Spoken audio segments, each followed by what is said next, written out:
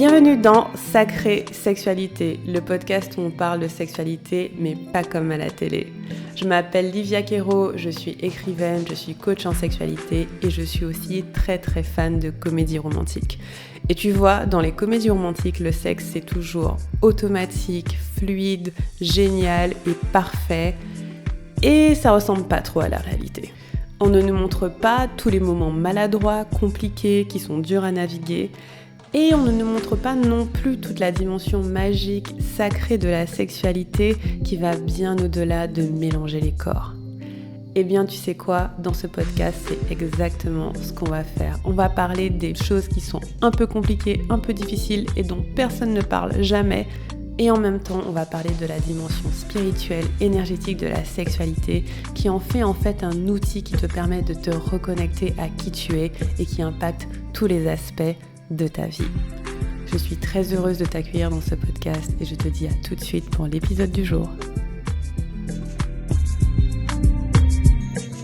Hello! Bienvenue dans un nouvel épisode de Sacrée Sexualité. Je suis ravie de vous retrouver. Ici, Livia Quero, votre hôtesse, la star de ce podcast qui aime bien se la péter de temps en temps. J'espère que vous allez bien. Moi, ça va super bien. Je suis enfin sortie de mes diverses maladies. Si vous avez écouté mon épisode juste avant, j'ai eu le Covid, et avant ça j'étais malade, d'autres choses. Bref, c'est une espèce de purge énergétique de fin d'année, j'imagine. En tout cas, je suis ravie de vous retrouver. Comme très souvent, j'enregistre la nuit, donc c'est très possible que vous entendiez les bruits de la nature guadeloupéenne. De rien, je vous en prie. Ça nous fait un petit fond de musique naturelle douce, n'est-ce pas ?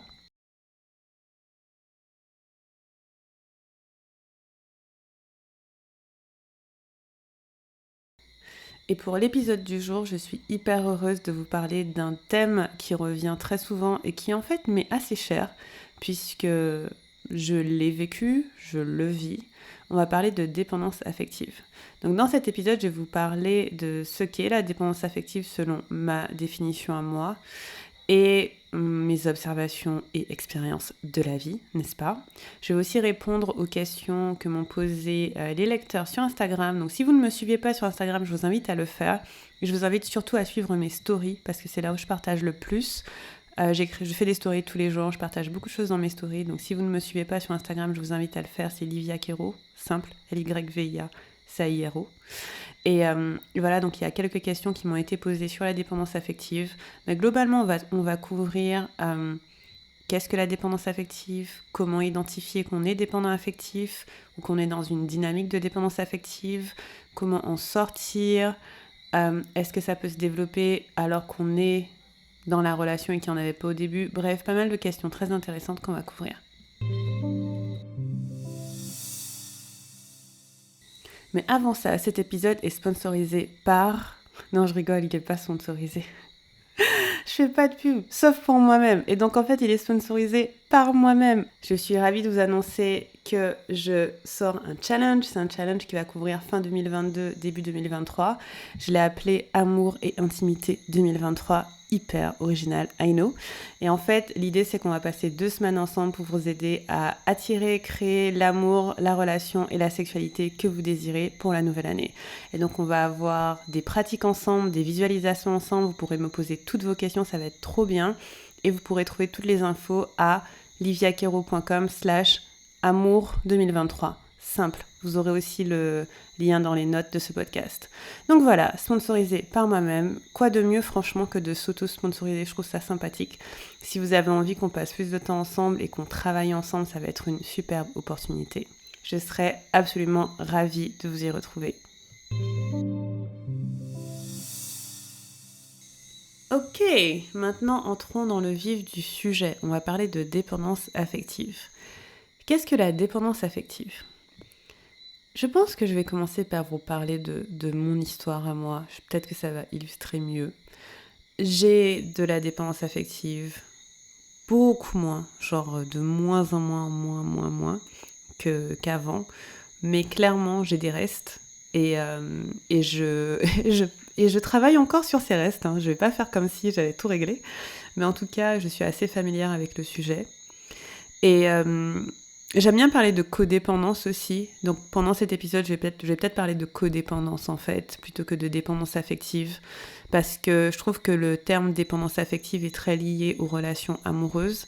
Mais moi, j'ai déjà vécu de la codépendance dans des relations qui ne sont pas amoureuses. Par exemple, des relations amicales ou familiales. Et donc, c'est des choses qu'on peut ressentir dans ces contextes-là aussi. Alors pour moi, la dépendance affective, c'est quoi ?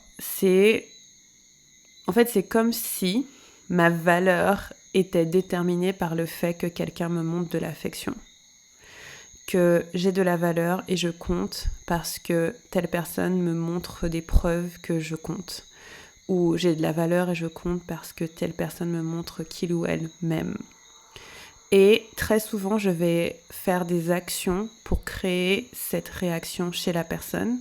Donc, je vais faire des actions pour créer l'amour et l'affection chez la personne parce que c'est cet amour et cette affection qui me donnent de la valeur. Sans cet amour et cette affection, je ne sais pas trop qui je suis ou quelle est ma valeur, entre guillemets. Et donc, par exemple, une façon dont ça va se manifester, c'est que si vous ressentez de la dépendance affective, vous allez taire votre vérité, donc ne pas dire toujours ce que vous ressentez, éviter des conflits et mettre la personne avec qui vous êtes hyper à l'aise. Donc moi, ça m'est arrivé avec un de mes ex où, par exemple, j'allais tout faire pour qu'il m'aime. Donc j'allais pas trop le contredire, j'allais lui faire à manger quand il en avait envie, le soir, ou bien même avant même qu'il me le demande. J'allais me faire jolie, j'allais aller dans son sens.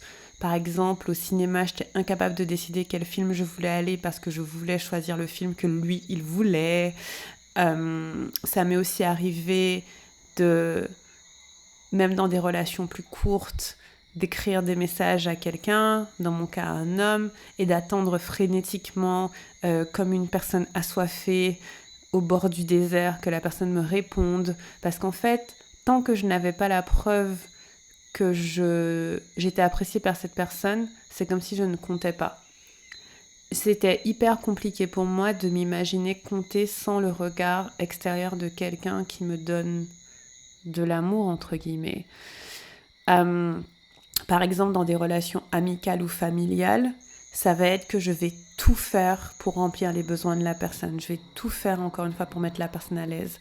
Donc, je vais être là quand elle a besoin de moi. Je vais répondre à ses besoins avant même qu'ils soient exprimés.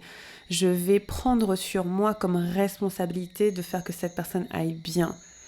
Et donc, je vais pas penser à mes besoins à moi, mais je vais penser aux besoins de cette personne avant tout. Pourquoi ? Pas nécessairement de façon honnête, parce que je suis généreuse, mais parce que je sais qu'en retour, je vais recevoir de l'appréciation qui est ce qui me nourrit. Vous voyez un petit peu ce que je veux dire ?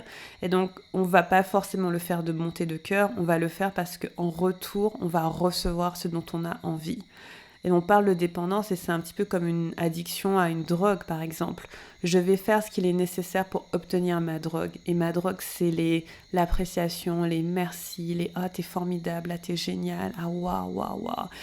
Et dans la dépendance affective, il y a un petit peu de people pleasing aussi, le fait de faire ce qu'il faut pour plaire aux gens parce qu'on veut absolument pas être rejeté.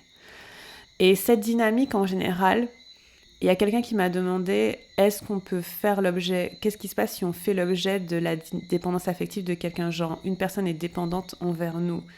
Et ce que j'observe, c'est que en général, si vous êtes dépendant affectif, vous êtes probablement avec quelqu'un qui est dépendant affectif aussi, parce que si vous êtes avec quelqu'un qui est plutôt indépendant, vous allez péter les plombs. Vous allez devoir calibrer votre dépendance affective et la baisser de ouf, ou trouver une autre façon d'avoir une dynamique parce que vous n'aurez pas vos besoins remplis, vos besoins d'appréciation et de « oh mon Dieu, t'es trop génial parce que tu fais tout pour moi », ils seront pas remplis parce que vous avez en face quelqu'un d'assez indépendant qui va vous renvoyer l'image que voilà, pour moi, c'est très rare qu'on puisse survivre une relation et il y en a un qui est dépendant affectif et pas l'autre. Parce que tôt ou tard, il y en a un qui va pas se sentir, qui va pas avoir ses besoins remplis. Donc c'est très probable que si vous êtes dépendant affectif, la personne en face aussi le soit et qu'il y ait de la codépendance. C'est-à-dire que la personne en face aussi va demander des preuves d'amour. Si tu m'aimais, tu ferais ça. Si tu m'aimais, tu dirais ça. Par exemple, j'avais un ex, il aimait pas trop que je sorte avec mes amis parce que pour lui, si je l'aimais vraiment, je voudrais passer tout mon temps libre avec lui. Je voudrais vraiment être avec lui. Ça voudrait dire que je l'aime. Et ça, c'est de la dépendance affective parce qu'en fait, j'associe le fait de passer du temps avec toi au fait que tu m'aimes. Et c'est un langage de l'amour de passer du temps de qualité. Mais l'amour, je veux dire, c'est pas dans un contenant fini. C'est-à-dire, je peux passer du temps avec mes amis et aussi avec toi. Je n'ai pas à sacrifier l'un pour l'autre. Mais quand on est dans une situation de dépendance affective, on cherche les preuves d'amour, comme je vous disais, comme quelqu'un assoiffé dans le désert. Et je le dis pas méchamment parce que je me mets dans le lot, ok Je me mets carrément dans le lot. Et donc, par exemple, cette personne, elle me disait, oui, si tu sors avec tes amis, il va falloir qu'on compense en passant du temps ensemble par ailleurs. Ok. Et donc, dans la relation de dépendance affective, et notez bien ce que je vais dire, ok, c'est le plus important. Dans la relation de dépendance affective, ce n'est pas vous la priorité, ce n'est même pas votre partenaire la priorité, c'est la relation la priorité. C'est-à-dire que l'objectif numéro 1, c'est que la relation perdure. Parce qu'on a trop peur qu'elle ne dure pas, parce que c'est de cette relation qu'on se nourrit. Et donc, c'est même pas vous, votre plaisir à vous qui compte en premier. Ça a l'air d'être le plaisir de votre partenaire, mais en vrai de vrai, c'est l'harmonie de la relation, sa survie, qui passe avant tout. Parce que sans elle, on se dit, je n'ai pas de valeur, je ne compte pas. Qui je suis sans cette relation, je ne sais pas. Et donc pour moi, ça, c'est aussi ce qui nous permet de sortir d'une relation de dépendance affective. C'est de réaliser qu'en fait, la priorité, ce n'est pas la relation, ce n'est pas non plus le bien-être de notre partenaire, ce n'est pas l'harmonie, c'est nous-mêmes. C'est notre besoin, c'est notre bien-être. Et quand on commence à se dire ça, on quitte la dépendance affective. Mais ce n'est pas facile parce qu'encore une fois, quand on est dépendant affectif, beaucoup de notre valeur est liée à comment les autres nous perçoivent. Et on a beaucoup de mal à se porter un regard positif sur nous-mêmes. Et donc c'est pour ça que des fois ça prend du temps d'en sortir parce que toute cette valorisation extérieure, on a du mal à se la donner soi-même. Mais le premier chemin pour sortir de la dépendance affective, c'est de réaliser que la priorité, ce n'est pas de faire durer une relation. La priorité, ce n'est pas de faire durer une relation, ce n'est pas d'avoir une harmonie à tout prix, ce n'est pas de satisfaire les besoins d'une autre personne, c'est de s'assurer que nos besoins sont remplis et que nos besoins sont satisfaits. Alors moi, aujourd'hui, j'ai des restes de dépendance affective parce que j'étais clairement dépendante affective, parce que pour moi, je n'avais de sens qu'en aidant les autres, ou qu'en étant là pour les autres, qu'en étant gentille, qu'en étant valorisée comme étant une petite amie sympathique, une sœur sympathique, une amie sympathique. Je me sentais très valorisée dans ce rôle d'être la bonne personne, la bonne petite fille. Et donc du coup, quitter cette dépendance affective, ça a voulu dire me retrouver face à moi-même et me dire j'ai de la valeur même si autour de moi les gens ne sont pas contents de moi. Et ce n'était pas facile. Parce qu'il y a plusieurs choses, plusieurs dynamiques que je peux décrire. Par exemple, je suis une grande sœur, j'ai des petits frères et beaucoup de mon éducation, c'était de m'en occuper. Et donc beaucoup de ma raison d'être et de ma valeur, ça a été d'être une bonne sœur aînée et de m'en occuper.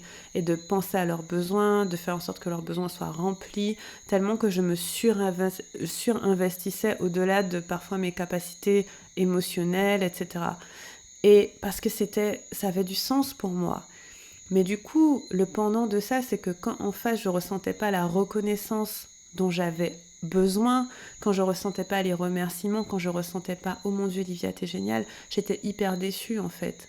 Et j'avais beaucoup de ressentiment. Parce qu'en fait, je le faisais pas parce que j'avais profondément envie. Je le faisais parce que je me disais que c'est la façon pour moi de recevoir ce dont j'ai besoin, à savoir de l'affection en retour.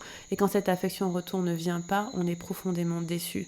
Pareil, dans une des relations avec un des ex que j'ai eu, ou même dans les relations de dating que j'ai eues, quand j'allais tout faire pour mettre les gens à l'aise, quand j'allais remplir leurs besoins avant les miens, et que ça revenait pas dans l'autre sens, j'étais profondément déçue et je me disais mais quel est mon problème ? Qu'est-ce que j'ai mal fait ? Qu'est-ce qui ne va pas chez moi ?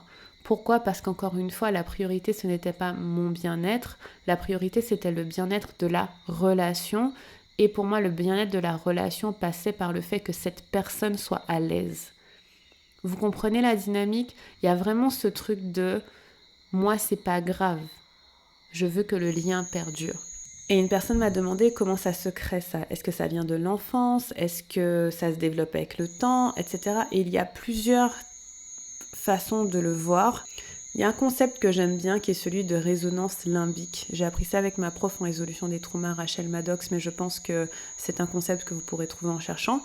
En fait, la résonance limbique fait que quand on est petit, quand on est bébé, en fait, nos parents nous apprennent à réguler notre système nerveux par nous-mêmes. Et ça passe par le fait qu'au début, ils le régulent avec nous et ensuite, on apprend à le faire seul. Donc, si vous êtes un bébé et que vous pleurez dans votre berceau et que quand vous pleurez, on vient vous faire des câlins, vous chouchouter, qu'on vous donne vos repas toujours à la même heure, que voilà, vous savez que vous avez une espèce de source fiable qui remplit vos besoins en câlins, en nourriture, en boisson, en balade, en expérience, etc., vous êtes détendu comme bébé. C'est-à-dire que votre système nerveux va se réguler au fur et à mesure parce qu'en fait, il a l'attente que ses besoins soient remplis. Et donc, du coup, plus on a l'attente que nos besoins soient remplis, moins on est anxieux. Donc ça, c'est quand ça va. Mais il y a des situations où, pour X raisons, vos parents ne peuvent pas répondre à vos besoins quand vous en avez besoin. Peut-être que, voilà, il y a plusieurs enfants, peut-être que c'est une mère célibataire, donc peut-être qu'elle va pas toujours vous donner à manger aux mêmes heures, peut-être qu'elle va pas être là toujours quand vous pleurez, peut-être que vous n'allez pas recevoir le câlin tout de suite. Et en fait, ce qu'un bébé va faire, parce qu'en fait, son objectif numéro 1, c'est que ses besoins soient remplis, et son objectif numéro 2, c'est de maintenir le lien d'appartenance au groupe, parce qu'un bébé sans appartenance au groupe peut mourir, il va remarquer en fait qu'est-ce qui fait qu'on prend soin de lui. Et donc, il va adapter son comportement de façon à s'assurer qu'on prenne soin de lui. Donc, par exemple, un bébé qui, quand il pleure tout le temps, on ne le prend pas dans les bras ou on lui crie dessus ou quoi, ce qu'il va faire, c'est qu'il va arrêter de pleurer. Il va devenir vachement silencieux, vachement calme, parce qu'il va remarquer que quand il est plus sage, on va remplir ses besoins, par exemple. Que quand il crie parce qu'il veut manger, il va remarquer que tôt ou tard, on vient remplir ses besoins. Ou bien qu'on lui dit des trucs gentils quand il est agréable, ou ce genre de choses-là. Et donc, il va adapter son comportement de façon à ce que ses besoins soient remplis. Et donc, par exemple, en grandissant, ça va être un bébé qui, par exemple, remarque que quand il y a un conflit et qu'il se tait, alors le conflit s'arrête. Ou quand il y a un conflit, ou même quand il est plus grand, hein, quand il y a un problème et qu'il ne dit rien, ou qu'il va dans le sens des parents, ça s'arrête et ça va mieux et ses besoins sont remplis. Ou quand, voilà. Et donc, en fait, on va s'adapter. Et donc, cet enfant, il va devenir quelqu'un qui, plus grand, va se dire de quoi j'ai besoin pour maintenir l'harmonie dans mon environnement de façon à ce que mes besoins soient remplis. Et c'est cette résonance limbique-là qui peut être une raison de dépendance affective en fait, qui peut être que j'ai remarqué en grandissant que quand je me comportais comme ça, mes besoins étaient remplis. Et donc du coup, en tant qu'adulte, je vais faire la même chose. Et donc dans mon cas, ça va être que j'ai remarqué en grandissant que quand j'étais gentille, de bonne humeur, je m'énerve pas, je suis calme, etc., mes besoins sont remplis. Et donc du coup, jamais je ne vais avoir un conflit avec mon partenaire, puisque au fond de moi, ça me ferait trop peur qu'il s'en aille. Et pour moi, s'il s'en va, je vais être seule et abandonnée. J'ai trop besoin de ce lien d'appartenance. Et donc ça, c'est l'une des raisons pour lesquelles potentiellement on peut répéter les schémas. Et en plus, on va attirer des partenaires qui réveillent ces schémas-là chez nous. Donc si vous avez grandi, par exemple, dans un environnement conflictuel, où votre façon à vous de gérer, c'était d'être la personne qui apaise et qui fait tout ce qui est demandé par tout le monde, Eh bien, en grandissant, vous allez être très à l'aise dans les situations conflictuelles parce que vous direz « ça, je sais gérer ». Donc, si vous avez un partenaire qui a tendance à hausser le ton, à crier, à s'énerver, vous vous sentirez pas mal à l'aise parce que vous vous direz « je sais gérer ça, j'ai juste à me taire et à être tranquille ». Voilà, à pas faire de vagues. Mais dans cette situation-là, vos besoins ne sont pas remplis. Et c'est là où on va trouver le chemin pour sortir de la dépendance affective, c'est quand vous réalisez que, en tant qu'adulte, vous pouvez remplir une partie de vos besoins vous-même. Donc il y a un truc assez marrant, mon chéri actuel, il a 0 dépendance affective dans son corps. Genre je crois qu'il a même pas une cellule de dépendance affective. Et quand on a commencé à sortir ensemble, moi j'en avais encore beaucoup. C'est-à-dire que pour moi, si tu m'aimes, tu dois me prouver que tu m'aimes par X, Y, Z. Si tu ne le fais pas, c'est que tu ne m'aimes pas. Et ça veut dire que je n'ai pas de valeur à tes yeux, que je ne compte pas. Et j'ai des restes de ça. Je dois encore me rappeler aujourd'hui, je suis importante, je compte, j'ai de la valeur. Parce que c'est pas quelque chose qui part comme ça du jour au lendemain. Mais quand on a en face de nous un partenaire qui n'a pas cette dépendance affective, il va pas se comporter d'une façon qui va entretenir notre dépendance affective. Et donc moi, par exemple, je vais attendre des choses de lui. Donc au début, j'allais attendre des choses de lui pour qu'il me prouve son amour, mais il les faisait juste pas. Il les faisait juste pas. Et il y a des moments où on avait des conversations, mais je pétais les plombs. Je fais, mais je vais jamais pouvoir continuer cette relation parce qu'en fait, ce dont j'ai besoin, tu me le donnes pas. Et en fait, j'ai réalisé que ce dont j'avais besoin, c'était pas des vrais besoins. C'était pas, c'était pas j'ai besoin de ci, ça. C'était j'ai besoin que tu prouves que tu m'aimes. J'ai besoin que tu me prouves que tu m'aimes, c'est tout. Je m'en fiche de tout ce que tu fais. Je veux juste que tu me donnes la preuve que tu m'aimes et comme ça, je vais pouvoir me relaxer. Sauf que, un humain n'a pas à vous prouver qu'il vous aime. C'est impossible à prouver. Parce qu'en plus, on a beau essayer de vous prouver qu'on vous aime, vous n'êtes pas obligé de le croire. Et donc, je me rappelle de ces premières semaines ensemble où on avait du mal parce que moi, je me disais, s'il m'aime, il faut qu'il fasse tout pour moi, il faut qu'il soit comme ci, il faut qu'il soit comme ça. Et lui, en fait, il a une optique complètement différente qui est que chaque personne doit prendre soin de lui d'abord. Et donc, il prenait extrêmement bien soin de lui. Il pensait toujours à lui en premier. Par exemple, je vais lui dire « Ah, ça te dit de sortir avec moi, ça me fera trop plaisir. » Il va me dire non. Je vais dire « Pourquoi ?» Il va me dire « J'ai pas envie. » Et je vais le prendre comme le pire affront de la terre. Je me disais « Mais pourquoi il fait pas ça pour moi ?» Ou bien, je sais pas, je vais lui dire « Ah tiens, est-ce que tu veux rencontrer telle personne de mon entourage ?» Non, j'ai pas envie. Et moi, je vais me dire « Mais s'il veut pas rencontrer telle personne de mon entourage, c'est qu'il m'aime pas vraiment. » Et en fait, non, il a juste pas envie, quoi. C'est que sur le moment, ça lui dit pas. Et donc, je vais interpréter, ou j'interprétais beaucoup de ces situations comme ça, comme preuve de... En fait, il m'aime pas tant que ça, parce qu'il n'arrive pas à se sacrifier pour moi. Et ça me fait penser à un de mes ex aussi, qui pour lui, l'amour, c'était du sacrifice. C'était, si tu m'aimes, tu vas te sacrifier pour moi. Donc clairement, on avait de la dépendance affective. Et pour mon chéri actuel, l'amour, il y a 0 sacrifice dedans.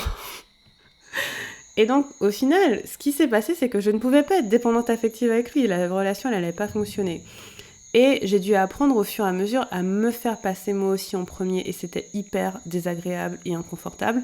Et jusqu'à maintenant, ça fait presque 4 ans qu'on est ensemble, je continue de me rappeler que je suis ma propre priorité et que je dois prendre soin de moi d'abord. Mais en fait, c'était me dire, ok, je peux être dans une relation avec quelqu'un, écouter mes propres besoins, tout en étant en lien avec cette personne et lui montrer de l'amour. Et une personne peut être en relation avec moi et remplir ses propres besoins et me donner de l'amour. Mais ce ne sera pas nécessairement exact. Cette personne ne va pas nécessairement me donner ce dont moi j'ai besoin tout le temps. Et je ne vais pas lui donner ce dont elle a besoin tout le temps. C'est juste que certains de mes besoins, la personne va remplir, d'autres non, et vice-versa. Et c'est là qu'on quitte la relation de dépendance affective pour aller vers quelque chose de beaucoup plus intéressant, qui est une relation d'interdépendance. Et en fait, on va dépendre l'un de l'autre. Mais ce n'est pas de la codépendance, dans le sens où je ne vais pas manger un peu de toi et tu ne vas pas manger un peu de moi pour qu'on se sente tous les deux valides. On va être interdépendants. Donc dans un premier temps, on va commencer en étant indépendants. Par exemple, quand on sort pas encore ensemble, on est deux êtres indépendants. Je suis là, tu es là, j'ai mes besoins, tu as tes besoins, j'ai ma vie, tu as ta vie, j'ai mes rêves, tu as mes rêves, on commence indépendant. Ok ? Et puis au fur et à mesure, on va devenir interdépendant. Et donc on va pas être une personne, parce que dans la codépendance, il y a beaucoup de fusion. On est une personne, c'est-à-dire que mes besoins sont tes besoins, mes envies sont tes envies, je n'ai pas de volonté propre, tout ce que tu veux, je veux. Ça, c'est de la codépendance. Mais, où c'est prouve-moi que tu m'aimes, prouve-moi que je suis assez bien, etc. Mais l'interdépendance, ça va être, on choisit d'être en lien. On est des adultes, on choisit d'être en lien, on choisit d'être en relation. Et en fait, en tant que personne dans ce couple ou dans cette relation, j'ai des besoins. En tant que personne dans cette relation, tu as des besoins. Certains de mes besoins seront remplis par toi. Certains de mes besoins seront remplis par moi-même. Et certains de mes besoins seront remplis par d'autres gens. Mais je n'attends pas de toi que tu remplisses tous mes besoins. Et je n'attends pas de toi que tu sacrifies tes propres besoins pour remplir les miens. Vous voyez ce que je veux dire ? Parce que souvent, c'est ça. On se dit, si tu m'aimes vraiment, tu vas te sacrifier. Mais non. Si on négocie, entre guillemets, et que j'ai des besoins et que tu peux pas les remplir tous, soit c'est des besoins fondamentaux d'une relation amoureuse et par exemple, je sais pas, si je suis exclusive, un besoin d'exclusivité, un besoin d'écoute, un besoin de présence et tu peux pas me les donner, peut-être qu'on n'est pas fait pour être dans une relation amoureuse, c'est ok. Mais par contre, s'il y a des besoins, je sais pas, imaginons que j'adore aller en boîte et que t'aimes pas aller en boîte, bah je vais pas attendre de toi que tu viennes en boîte juste pour me faire plaisir. Parce que t'aimes pas. Par contre, je vais aller en boîte avec mes copines. Je remplis mon besoin par ailleurs. Et donc voilà, il y a deux personnes, deux séries de besoins. Les besoins peuvent être remplis par le partenaire, par moi-même, par mes amis, par ma famille, par mon entourage. Et donc ça, pour moi, c'est l'une des pistes pour sortir de la dépendance affective. C'est de commencer à avoir ses besoins remplis de multiples sources. Parce qu'une seule personne ne peut pas remplir tous vos besoins, ok ? C'est pas possible. Par exemple, moi, j'ai un besoin de validation qui est vrai. J'aime bien savoir que ce que je fais, c'est bien et ça a de l'impact. Je peux pas demander à mon mec de me le dire tous les jours. Franchement, il va devenir fou. Mais par contre, mes copines me font ces remarques. Mon audience me fait ces remarques. Je trouve beaucoup de validation dans mon travail, par exemple. Je me donne à moi-même de la validation. Je me hype, je me congratule, je me célèbre, voilà. Mais je ne peux pas attendre d'une seule source de me donner tout ce dont j'ai besoin. Et ça, c'est déjà une première piste.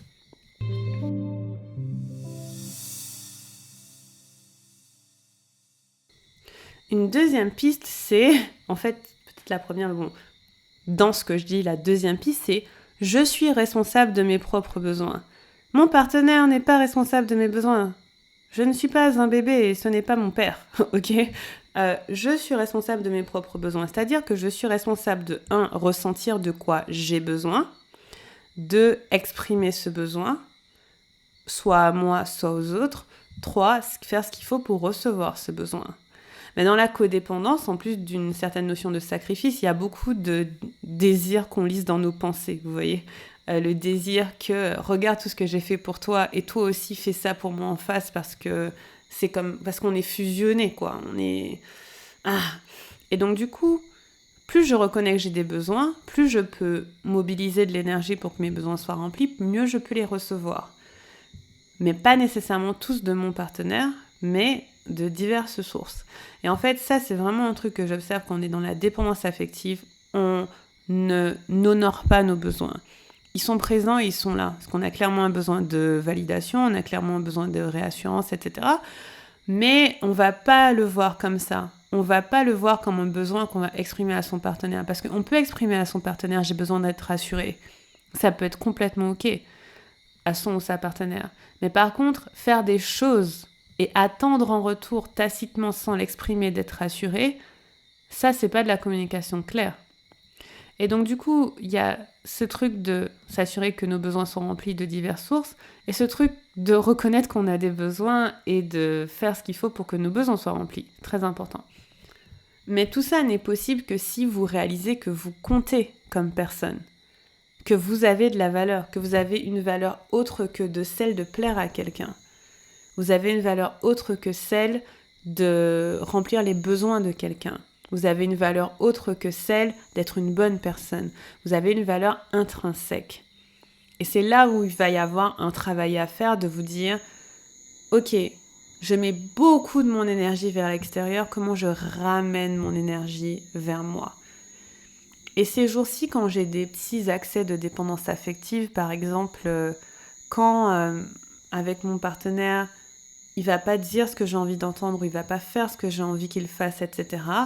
Et ça va me déclencher dans un besoin que j'attendais de lui, mais dont je lui ai clairement pas parlé, le pauvre. Eh bien, ce que je vais faire, c'est prendre le temps de ramener mon énergie vers moi. Parce que j'ai l'impression que c'est comme si elle se dispersait, qu'elle allait très très très loin, et de ramener mon énergie vers moi et de vraiment visualiser que toute mon énergie qui est à l'extérieur et qui attend des choses de l'extérieur, elle revienne vers moi, comme une espèce de grand halo de lumière qui revient vers moi. Et dans ces moments-là, ce que je fais, c'est que je prends un temps et je me dis, Livia, qu'est-ce qui te ferait kiffer maintenant ? Indépendamment de tes relations, qu'est-ce qui te ferait kiffer maintenant ? Et souvent, je vais me retrouver à regarder une série, à lire un bouquin, à appeler une copine, à faire un tour en voiture, j'ai une voiture maintenant, à faire des choses qui me font du bien, indépendamment de la relation. Et à partir de cette place-là, je peux me demander, ok, quel est le besoin que j'avais, que j'attendais qu'il remplisse et que j'ai même pas exprimé ? Et je vais me dire, ah, j'ai besoin de ça, ça, ça. Et donc, du coup, je peux avoir une conversation en disant, j'ai remarqué que j'ai tel besoin, est-ce que tu peux m'aider à le remplir ? Simple. Interdépendance. J'ai des besoins, tu vas m'aider à remplir certains. Mais d'autres, tu vas pas pouvoir m'aider à les remplir. Et donc, par exemple, ça peut être, ok, j'ai besoin, je sais pas moi, j'ai besoin d'être rassurée dans le fait que je suis une bonne partenaire pour toi. Je vous donne un exemple bidon. Ok, qu'est-ce que tu peux faire pour m'aider par rapport à ça ? Ah ce qu'on peut faire, c'est qu'une fois par semaine, on peut discuter de comment on a été un bon couple cette semaine, qu'est-ce qui a été positif, qu'est-ce qui a été moins positif, on peut faire ça. Ok, cool, on fait ça. Et donc du coup là, je suis plus dans ma codépendance et dans ma dépendance affective, je suis plus comme la personne assoiffée au bord du désert, je suis comme quelqu'un qui a un plan, ok ? Qui a un plan, qui sait qu'elle a rendez-vous à telle date pour boire de l'eau. Je sais pas si cette métaphore fonctionne, mais vous voyez ce que je veux dire ? Parce que pour moi, dans la dépendance affective, il y a beaucoup de « sans toi, je ne suis rien ». C'est de la dépendance vraiment. C'est genre « sans toi, je ne suis rien »,« sans toi, je ne fonctionne pas »,« j'ai vraiment besoin de toi ». Or, c'est pas le cas. J'ai besoin de toi dans une certaine mesure. On peut négocier ce besoin. Et donc, je vais prendre le temps de répondre à certaines des questions qu'on m'a posées. Je pense que j'ai déjà répondu en partie à certains. Mais on va voir, on va dérouler. Donc la première chose, c'est comment reconnaître de la dépendance affective. En fait, on reconnaît qu'on a de la dépendance affective quand l'avis de l'autre personne sur nous a plus de valeur que l'avis qu'on a sur nous-mêmes. Ou quand la validation de l'autre personne a plus de valeur que la validation qu'on se donne à nous-mêmes. En fait, c'est comme si cette personne détenait notre valeur entre ses mains. Et que sans elle, on ne se sent pas avoir de la valeur. C'est ce que je disais au début. Donc pour moi, ça ressemble à ça. Et tu la reconnais quand, par exemple, tu te retrouves à agoniser devant ton téléphone parce que la personne ne t'a pas encore écrit. Tu te dis, mais quand est-ce qu'elle va m'écrire ? Mais pourquoi elle ne m'écrit pas ? Mais qu'est-ce qui s'est passé ? Alors que si tu n'étais pas dans la dépendance affective, si tu étais en indépendance ou en interdépendance, tu te dirais, oh, la personne ne m'a pas écrit. Ok. Ou bien, ah tiens, la prochaine fois, je lui dirais que j'ai besoin d'avoir des nouvelles une fois par jour, par exemple. Mais tu ne serais pas en train d'agoniser. Tu ne serais pas en train de te dire, oh, qu'est-ce que j'ai fait de mal ? Qu'est-ce qui ne va pas ? Ou bien, par exemple, tu n'aurais pas besoin de cette personne pour vivre. Alors ça, c'est un truc, pour moi, qui est très important. C'est d'arriver dans un stade de relation où vous êtes OK avec le fait que la relation s'arrête. Pour moi, si vous êtes au stade où vous dites, si cette relation n'est pas vouée à continuer, ça va aller, c'est que vous n'êtes plus dans la dépendance affective. Parce que moi, je sais que dans certaines relations avec mes ex, le fait que la relation s'arrête, pour moi, c'était la fin du monde. Je me disais, mais à tout prix, je veux qu'elle dure. Je vais tout faire pour qu'elle dure. Aujourd'hui, dans ma relation actuelle, qui est probablement la meilleure que j'ai eue de ma vie, si elle s'arrête, je me dirais qu'elle se serait arrêtée pour des bonnes raisons. J'ai confiance en moi et en mon partenaire pour me dire que si on choisit d'arrêter cette relation, c'est qu'il fallait qu'elle s'arrête. Mais je ne suis pas attachée à cette relation à tout prix. La personne à qui je suis attachée à tout prix, c'est moi-même. Et j'aime assez mon partenaire pour que s'il est malheureux comme les pierres dans notre relation, ce soit ok qu'on l'arrête. Je n'étais pas à ce stade dans mes relations passées. Et pour moi, un signe que vous êtes dans la dépendance affective, c'est que vous voulez être dans une relation à tout prix, au point de même sacrifier qui vous êtes, au point de sacrifier vos valeurs, votre bien-être, vos envies, vos désirs, au point que vous, c'est pas grave. À tout prix, je veux que la relation continue. Mais par contre, si vous êtes au stade où vous vous dites « Je suis dans cette relation, j'ai envie qu'elle dure longtemps, mais je n'y suis pas attachée jusqu'à la mort », c'est-à-dire que s'il faut qu'elle s'arrête parce qu'en fait, elle ne nous nourrit plus, eh bien, elle s'arrêtera. Et pour moi, ça vous montre qu'en fait, vous n'avez pas mis la relation comme étant prioritaire dans votre vie. Ce que vous avez mis comme prioritaire, c'est votre bien-être à vous, et même éventuellement le bien-être de votre partenaire. Donc pour moi, on reconnaît la dépendance affective comme ça. Quand en fait, votre bien-être s'évapore devant l'harmonie de la relation. L'autre question, c'était qu'est-ce qui la crée ? J'ai déjà un petit peu répondu, mais essentiellement, ce qui crée la dépendance affective, c'est quand on n'a pas eu nos besoins remplis tels qu'on en avait besoin quand on était plus jeune. La plupart du temps, c'est ça. Ou bien quand on a vu des exemples de dépendance affective, donc quand nos parents avaient une relation de codépendance, où ils étaient vachement fusionnels, vachement proches, où l'un ne faisait rien sans l'autre, où les besoins de l'un c'était les mêmes que les besoins de l'autre, on peut se dire que toutes les relations doivent être comme ça. Nos parents ou d'autres exemples en fait. Moi je sais que j'ai eu la réaction inverse. Comme j'ai grandi avec une mère célibataire et donc je voyais pas mon père souvent et ils étaient pas en couple, j'ai grandi avec le fantasme de la fusion. Donc je pense qu'il y avait une partie de mes besoins n'étaient pas remplis parce que j'étais hyper responsable dans ma famille, mais il y avait aussi le côté où, à force de pas voir de famille nucléaire, j'ai fantasmé le couple fusionnel. J'ai fantasmé le couple fusionnel et je me suis dit, si j'ai une relation avec une personne et que je l'aime, je vais tout faire pour que la relation dure et qu'on se sépare jamais. Peut-être que les personnes qui ont des parents séparés ou divorcés ont vécu la même chose. C'est un peu le truc de « je ne veux pas répéter le schéma de mes parents et je vais tout faire pour que ma relation dure le plus possible. » Même si ça veut dire m'effacer moi, effacer mes besoins, effacer mes envies. Et donc ça peut être créé par diverses choses. Donc en lien avec les besoins dans l'enfance, en lien avec les schémas qu'on a eus, ou les exemples qu'on a eus, mais aussi ça peut venir d'une certaine toxicité dans une relation. On peut devenir dépendant affectif quand dans une relation, on tombe sur une dynamique toxique en fait. Ou peut-être on est tellement amoureux, on idolâtre tellement cette personne qu'on commence à se dire si elle m'aime, c'est que je vaux quelque chose. Parce qu'elle est tellement géniale et merveilleuse et parfaite. Et donc si elle m'aime, c'est que je vaux quelque chose et je vais me nourrir de son amour parce que ça veut dire que je vaux son amour. Je suis assez bien pour recevoir son amour. Donc dans certaines relations, quand la dynamique est un peu toxique, quand notre estime de nous-mêmes n'est pas forcément très forte, ça peut se créer aussi. Perso, moi j'avais une estime de moi assez basse et tout le chemin de ma vie c'était l'augmenter. Je veux dire, je répète sans arrêt, être moi suffit, c'est pas pour rien, c'est parce que je dois me le répéter souvent.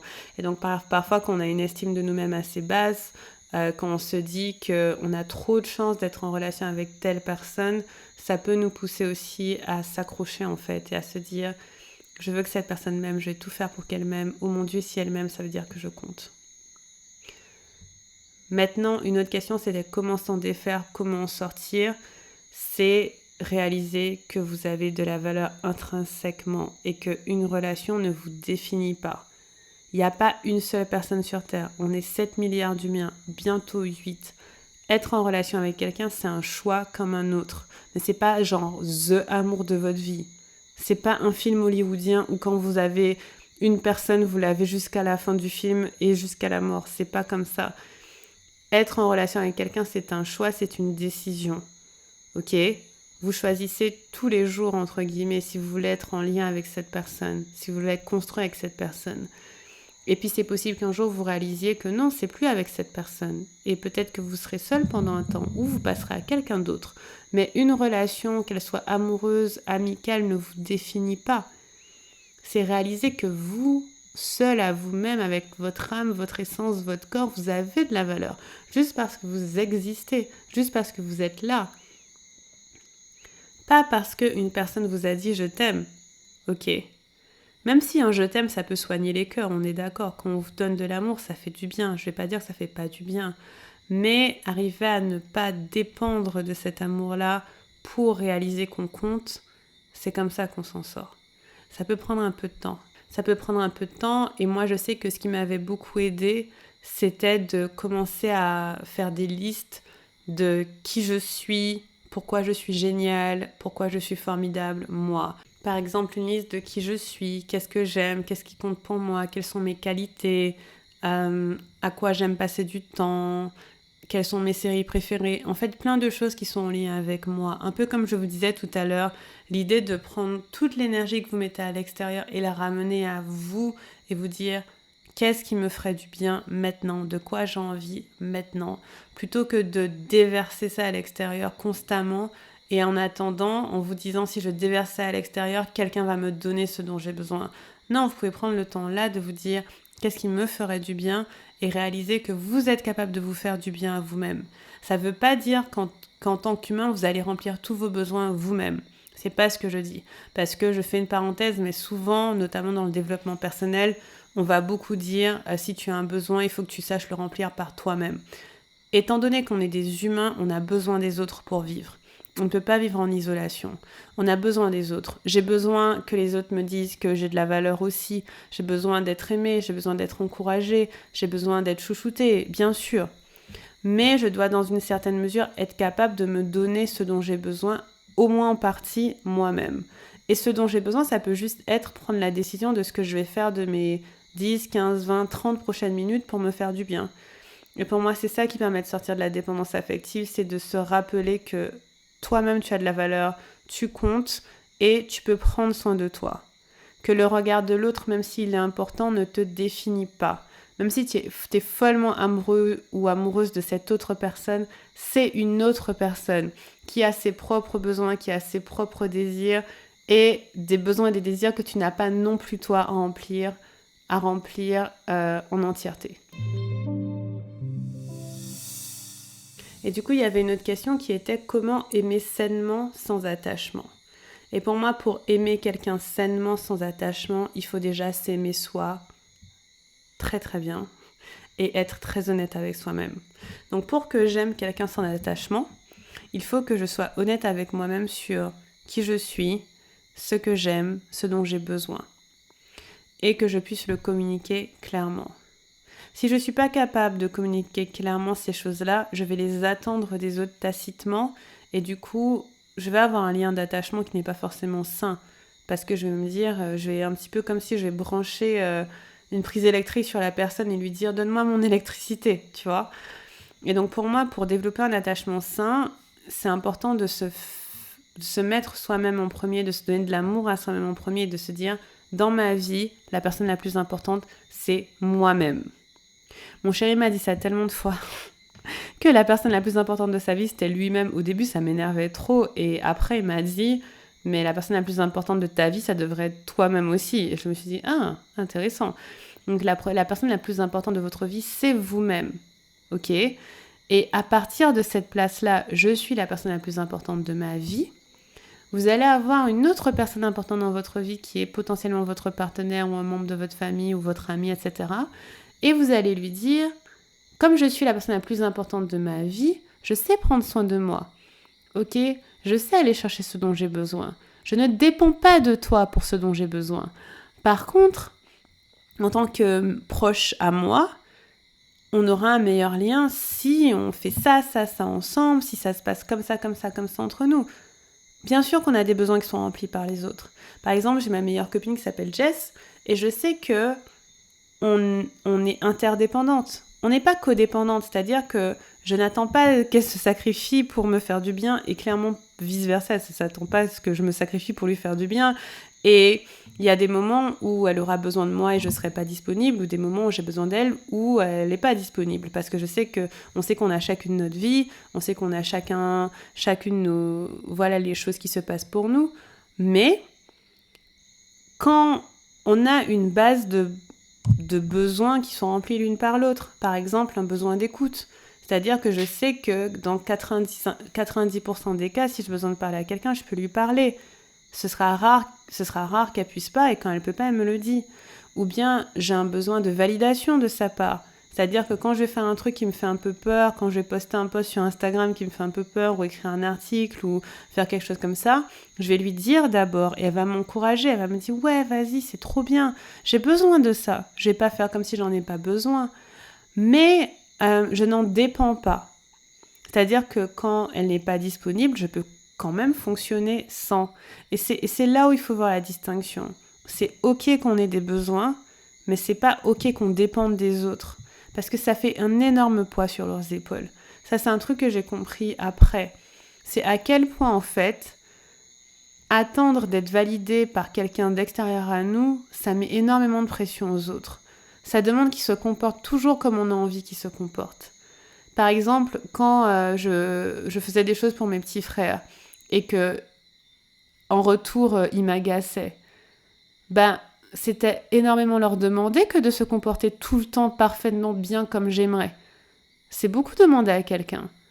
Ou bien quand j'ai un petit ami et je me dis « Ah, je fais tout ça pour lui, nanani nanana », et que derrière il me dit une phrase que j'aime pas, et que ça y est, ça m'énerve tellement, ça me déclenche, je me dis « Tout ce que j'ai fait pour toi, tout ce que je t'ai dit, nanana, c'est comme ça que tu me parles et tout », c'est beaucoup demander à quelqu'un de se comporter tout le temps comme on a envie qu'il ou elle se comporte.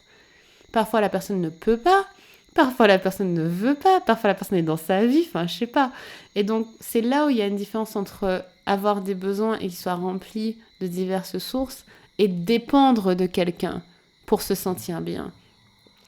En fait, en vous parlant, je me rends compte encore plus à quel point c'est vraiment beaucoup demander à quelqu'un, de dépendre de quelqu'un pour se sentir bien, dépendre de sa validation, dépendre de ce qu'elle va nous dire, dépendre de ses mots gentils, du temps qu'elle passe avec nous. Ça pèse beaucoup sur quelqu'un, ça.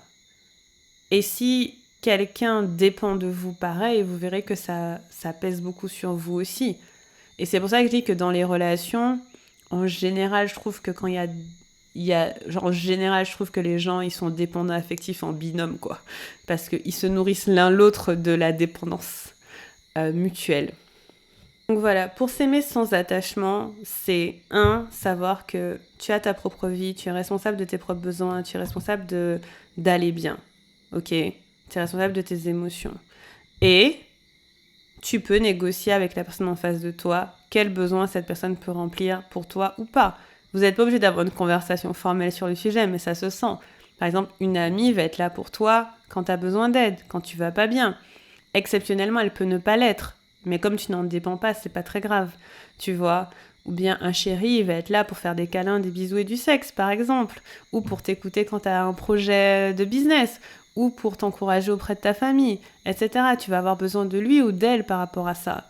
Mais tu n'en dépends pas, dans le sens où, si lui ou elle n'est pas là, ça va aller, tu vas survivre, tu vois. Pour moi, c'est comme ça qu'on s'en sort.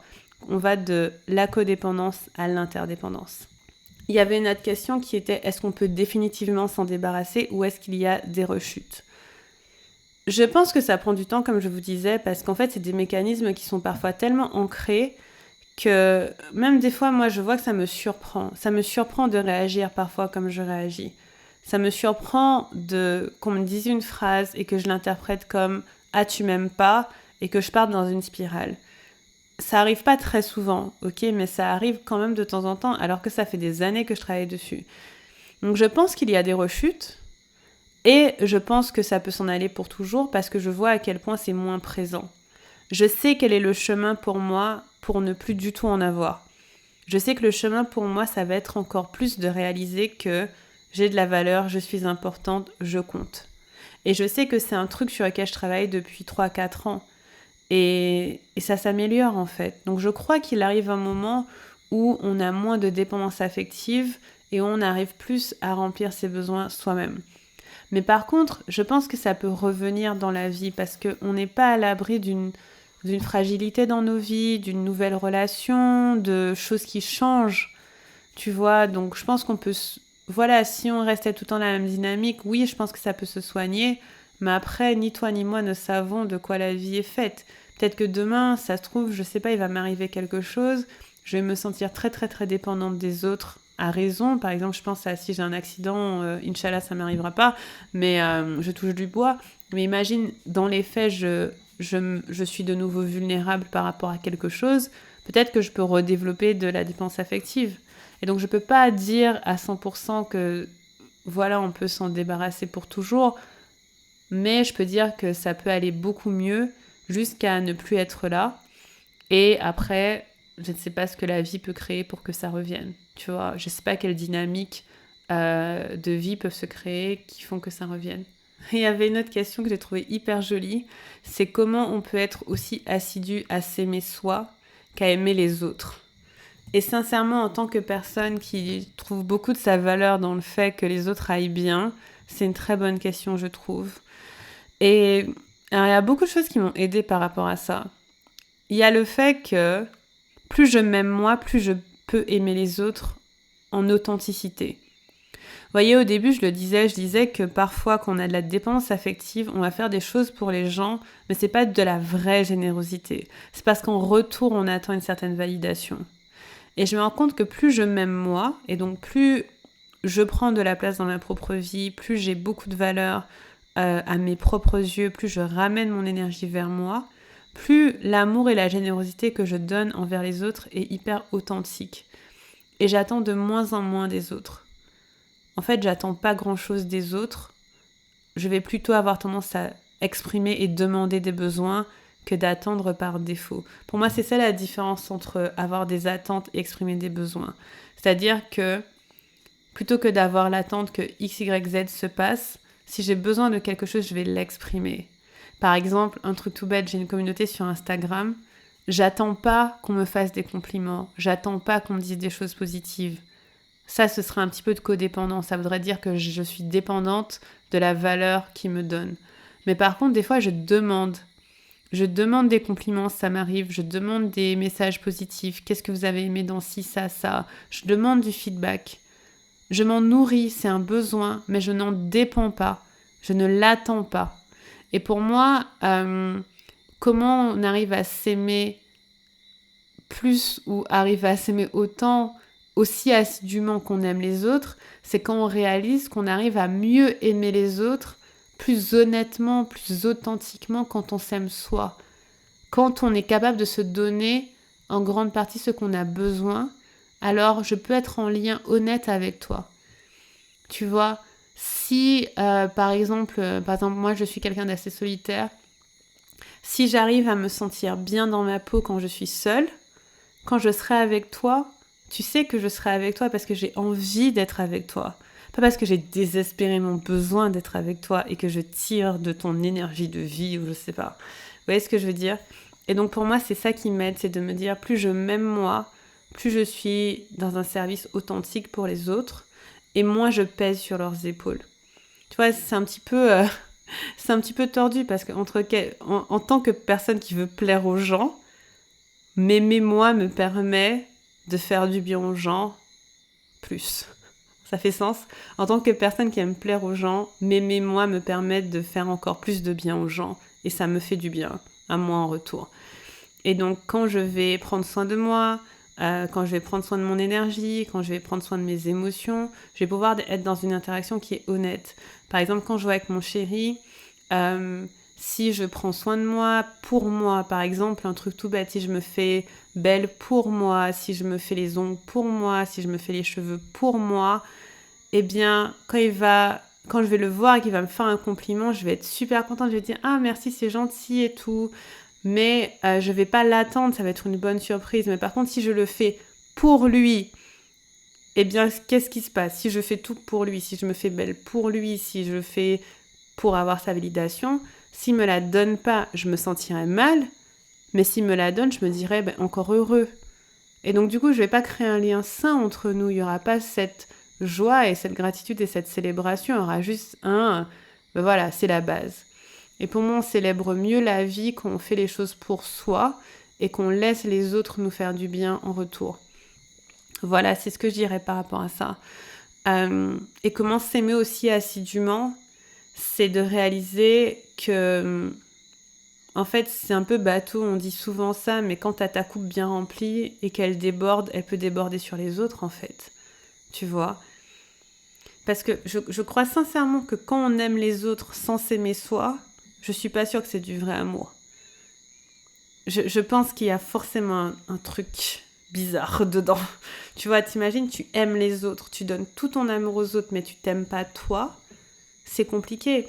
Et je vois par exemple un truc qui se passe chez moi ou chez mes clientes.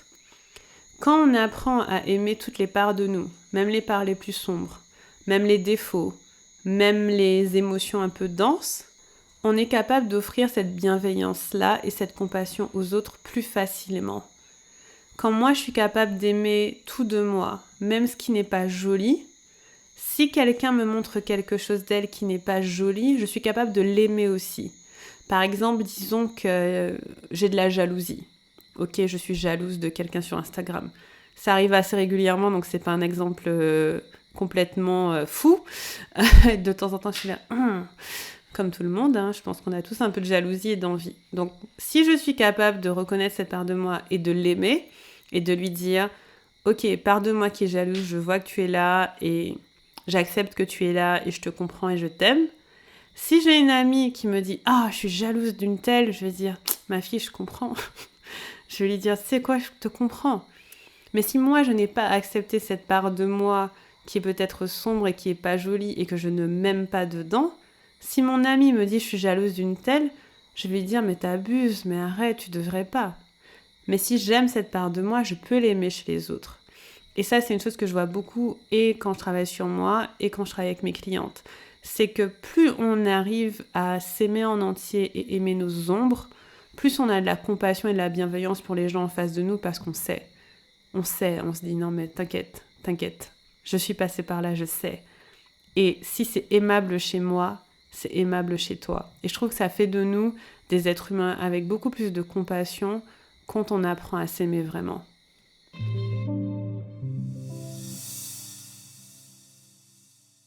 Et il y avait cette question de comment ça se passe quand je suis l'objet de la dépendance affective de quelqu'un. Genre, quelqu'un peut-être s'accroche à moi et attend des choses de moi et attend que je lui donne mon amour ou ma valeur ou de la valeur ou mon temps, etc. Pour moi, soit tu es dans une relation avec cette personne et tu as potentiellement un peu de dépendance affective, comme je disais, parce que sinon tu pèterais un câble. Soit, en fait, tu sens que tu prends tes distances avec cette personne. Et ce que tu peux faire, c'est poser des limites. C'est dire non. Comme mon chéri m'a fait au début de notre relation. Tu vois, il m'a dit non, je ne ferai pas des choses pour toi que je n'ai pas envie de faire juste pour te faire plaisir et te prouver que je t'aime. Non. Il n'a pas dit ça comme ça, c'est moi qui dis ça. Mais en fait, c'est poser tes limites, c'est dire non. Non, je ne ferai pas ça. Non, je ne vais pas nourrir ta dépendance affective. Et pour moi, c'est toutes les personnes qui m'ont dit non, qui font qu'aujourd'hui, j'arrive à être en interdépendance. Parce que je me suis dit, si elles peuvent dire non, moi aussi, je peux dire non. Et pour moi, tout ce que tu peux faire, c'est poser tes limites. Tu sens que quelqu'un s'accroche à toi, un attachement envers toi qui n'est pas sain, tu dis non, je ne souhaite pas être dans une relation comme ça. Pense à toi en premier. Pense à toi en premier. Voici ce que tu peux dire à la personne. Et parfois, c'est dur parce que, je vous jure, c'est compliqué pour quelqu'un qui ne pense jamais à soi en premier de penser à soi en premier parce qu'il se dit, mais c'est quoi mon rôle sur Terre ? C'est quoi mon rôle sur Terre si je pense à moi en premier ? Limite, on a construit tellement de notre vie comme ça, mais tu dis à cette personne, pense à toi en premier parce que moi, j'ai pensé à moi en premier. Et ce sera peut-être pas facile à entendre pour cette personne et ce sera peut-être pas facile à digérer, mais au moins ce sera vrai. Tu vois, parce que pour moi, on peut être en relation de dépendance affective qu'avec quelqu'un qui veut en face. Si la personne en face ne veut pas, ça peut pas se faire. Parce que ça se nourrit, c'est de la codépendance, ça se nourrit. Je vais faire des choses pour que tu m'aimes, tu vas faire des choses pour que je t'aime, ça va être merveilleux. Mais s'il y en a un des deux qui ne le fait pas, vous n'êtes pas dans une relation de codépendance. Vous êtes dans une relation où il y en a un qui essaie et l'autre qui dit stop, en fait. Donc pour moi, c'est limite, et reconnaître tes besoins. Et si cette relation ne te convient pas, mettre de la distance. Et il y avait une question qui disait, est-ce qu'on peut ne pas en avoir au début et ça se développe sur la durée ? Je pense que oui. Je pense que quand même, il faut un certain terreau de manque d'estime de soi, quelque part. Tu vois, ou en tout cas, d'estime de soi liée au fait que les gens t'aiment bien, ou liée au fait que t'es quelqu'un de sympathique. Je pense à moi, je vois que avant de tomber dans une relation où il y avait de la dépendance affective, j'en avais pas tant que ça. Mais j'étais quelqu'un qui aimait bien qu'on l'aime et je peux pas dire que j'étais très à l'aise avec le conflit. Ok, j'étais sortie avant ça qu'avec des gens non conflictuels et donc j'étais pas très à l'aise de dire ça c'est pas ok pour moi, ça c'est ok pour moi, oui je ferai ça pour toi, non je ferai pas ça pour toi, voici mon besoin, voici ma limite, etc. Donc je peux pas dire que j'avais développé ça. Mais pour moi j'avais vraiment ce truc de une relation qui fonctionne, c'est une relation où je fais tout ce qu'il faut pour qu'elle fonctionne. Et donc du coup, si tu tombes sur quelqu'un qui nourrit ça chez toi, tu peux ne pas l'avoir au début, mais ça peut rapidement se développer, ouais. Mais je pense qu'il faut quand même un certain terreau. Tu vois, parce que quelqu'un qui a toujours connu une interdépendance, qui a toujours connu le fait que je n'attends pas que quelqu'un d'autre remplisse tous mes besoins, on négocie nos besoins, voici ce que je peux faire pour toi, voici ce que tu peux faire pour moi, dans notre relation, c'est important qu'il y ait ça, mais t'inquiète, j'attends pas ça de toi, etc. Quand tu sais faire ça, c'est rare que tu tombes dans de la codépendance, en fait. Puisque tu n'as pas le terreau pour, ça va être très bizarre pour toi. Tu vois, tu vas te dire, ça me semble pas logique de fonctionner comme ça. Mais par contre, si tu as un terreau qui est à minima du people pleasing, genre je veux que les gens m'aiment, ce qui est le cas de beaucoup d'entre nous, alors oui, ça peut se développer en cours de relation. Et je dirais que ça peut se développer aussi, par rapport à ce que je disais tout à l'heure, selon les événements de la vie. Je pense à des chocs. Par exemple, si vous avez une maladie ou un décès dans la famille ou quelque chose de grave qui se passe, on peut perdre un peu son centre en fait. C'est parce que tout ce que je dis là, c'est facile à faire quand tout va bien. Hein. Le fait de s'aimer, de reconnaître ses besoins, tout ça, c'est facile quand tout va bien. Mais s'il y a un chamboulement dans votre vie, ça peut arriver qu'on perde notre axe et qu'on sache plus trop où on en est et où on développe ce lien avec une personne et, ou des personnes. Et on se dit, sans l'amour de cette personne, je ne suis plus rien. Tu vois ? Et pour moi, ça peut se développer selon ce qui se passe dans la vie. Mais après, si vous avez su avant gérer autrement, vous pouvez réapprendre. Mais potentiellement, vous aurez peut-être besoin d'être accompagné, etc. Mais voilà. Il y a une chose que je voulais vous partager aussi, qui est que voici ce qui m'a aidée dans ma relation avec mon chéri actuel. C'était le fait que plutôt que de lui demander des preuves d'amour, j'ai repéré les preuves d'amour. Ça m'a vachement aidée. Et je crois qu'on en a parlé dans l'épisode sur les 5 langages de l'amour. Parce que moi, j'attendais des choses de lui. Je me disais, s'il m'aime vraiment, il va faire X, Y, Z. Et il le faisait pas. Mais par contre, j'ai commencé à repérer ce qu'il faisait. Et donc, plutôt que de lui demander de me prouver des choses, j'ai commencé à observer des choses. Par exemple, j'observais des détails. J'observais que quand je venais chez lui, il m'achetait toujours les snacks que je préfère. Comme par exemple, je mange pas de viande, il s'assurait qu'il n'y ait pas de viande dans la maison. Il y en avait très peu quand je venais. Ou bien il n'en achetait pas, il faisait pas de courses de viande. Ou bien il allait toujours me demander s'il y avait un show que j'aimais bien regarder, il allait toujours me proposer qu'on le regarde ensemble. Pas tous les shows, mais certains shows, etc. Et en fait, j'ai commencé à repérer les preuves d'amour plutôt que de demander, quémander ou chercher les preuves d'amour et de dire si tu m'aimes vraiment, fais ça. Et ça m'a beaucoup aidée. Je pense que ça a été le shift qui a fait que dans notre premier mois de relation, ça a fonctionné. Parce qu'en fait, j'attendais des choses de lui qu'il ne pouvait pas me donner parce que c'était pas sa personnalité. Mais par contre, il me donnait des choses qui étaient sa personnalité. Et donc quand j'ai commencé à voir ce qui me donnait qui était sa personnalité, j'ai vu que quelque part, en fait, si mes besoins étaient remplis. Pas exactement comme je m'y attendais, mais remplis quand même. Mon besoin d'affection, qu'on prenne soin de moi, etc. Ça, c'est d'écoute, c'était rempli. J'ai commencé aussi à repérer ce qui était super cool dans notre relation, qui était peut-être pas présent dans mes relations passées, et donc du coup, avec quoi j'étais pas familière. Par exemple, on passait beaucoup de temps à discuter, et on discutait de tout et de rien, on discute encore pendant des heures. C'est peut-être l'aspect de notre relation qui est le plus marquant, c'est qu'on parle beaucoup ensemble. Et pour moi, c'est une preuve d'amour quelque part. Mais c'est pas une preuve d'amour que j'aurais pensé demander. Bien sûr, tu dis pas à quelqu'un, viens, on parle pendant des heures et comme ça tu vas me montrer que je t'aime. Non, mais en tout cas, ça me montre qu'il y a de l'amour. Et en fait, plutôt que voilà, chercher, quémander, siphonner, j'ai commencé à observer et ça m'a beaucoup aidée. Et, euh, et voilà. Et pareil, je pense que lui aussi, il observait. Parce que parfois, il me faisait des compliments, il me faisait des remarques sur comment je me comportais, et il observait. Et pour moi, c'est ça qui fait une relation saine, c'est que t'attends pas que l'autre se comporte d'une certaine façon pour te plaire, mais tu vois comment l'autre se comporte et tu observes ce qui te plaît dedans, en fait. C'est plutôt comme ça. Donc on va pas façonner l'autre personne comme on a envie qu'elle soit. On va pas nous-mêmes nous façonner, nous, pour pouvoir lui plaire. Mais on va être chacun comme on est, ok? Être soi suffit. On va être chacun comme on est et on va observer dans cette dynamique. Waouh, il y a des trucs qui me plaisent vraiment dans cette dynamique, dans qui tu es, dans comment tu agis, dans ce que tu fais. Et puis l'autre personne va observer que waouh, il y a des choses qui me plaisent dans cette dynamique. Et je sais qu'il y a des choses qui plaisent à mon chéri chez moi, qui sont pas des choses que je fais exprès, clairement, et que je réalise pas vraiment tant qu'il me les a pas dites. Et donc ça montre qu'en fait, déjà, soyez vous-même, faites ce qui est OK avec vous et observez en fait comment l'autre remplit certains de vos besoins sans que vous ayez à être dépendant ou à demander. Et puis si vous avez d'autres besoins, ça se discute, ça se négocie. Par exemple, j'avais d'autres besoins, je les ai demandés. J'ai dit j'aimerais bien qu'on fasse ci, j'aimerais bien qu'on fasse ça. Et en face, il va me dire OK, on peut faire ça, mais dans ce cas, il faut qu'on fasse comme ci, comme ça, ça me correspond.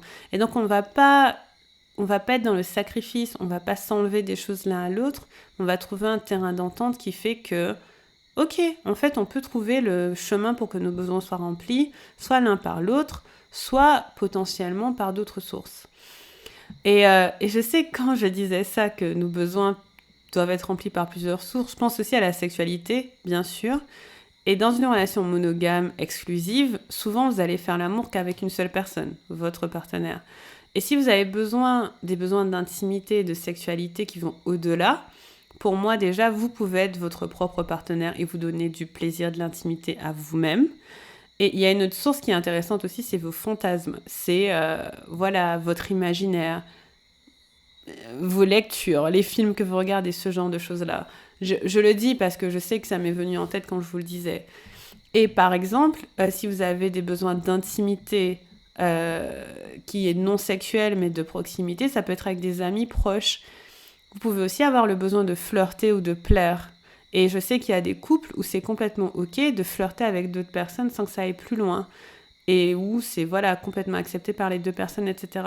Donc vous pouvez tout le temps négocier en fait et réfléchir à comment dans le cadre de votre relation, vos besoins peuvent être remplis par diverses sources. Moi je sais que par exemple, mon besoin de sexualité n'est pas rempli que par mon partenaire. J'ai un besoin, si j'ai un besoin, disons, physique, ça peut être par moi-même et tous les sextoys que je possède, et mes 10 doigts. Mais parfois, moi, j'ai un besoin de stimulation, d'imaginaire, de fantasmes, etc. Et c'est rempli par tous les livres que je lis, par certains films que je regarde, etc. Et par contre, si vous êtes non monogame et que vous êtes dans une relation polyamoureuse, ça peut être que vos divers partenaires vont remplir divers besoins d'intimité, de sexualité. J'avais juste envie de poser ça parce que je sais que c'est une question et peut-être que vous la poserez. Mais en tout cas, voilà. Pour passer de la codépendance à l'interdépendance, reconnaissez que vous avez des besoins et que ces besoins peuvent être remplis par diverses sources, y compris par votre partenaire, y compris par vous-même. Et plus vous êtes capable de reconnaître que ma source d'amour, d'affection, de valeur n'a pas à être que ma partenaire, moins vous serez dans la dépendance affective.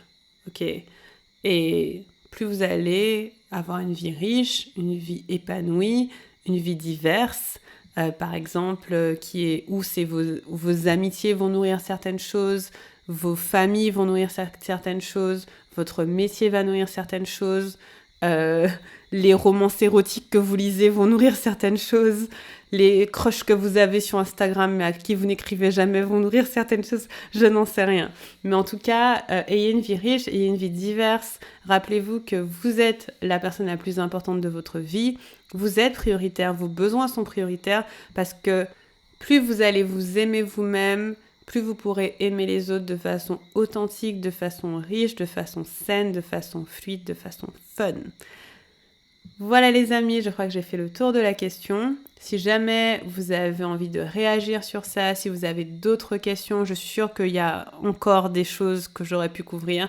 Mais si vous avez des choses à me partager, n'hésitez pas à m'écrire sur Instagram, Livia Quero, toujours là pour vous servir. Très bonne nuit ou très bonne fin de journée ou très bonne journée ou très bonne matinée selon là où vous êtes. En tout cas, plein d'amour. Merci à vous d'être là, merci à vous d'avoir écouté et je vous dis à bientôt.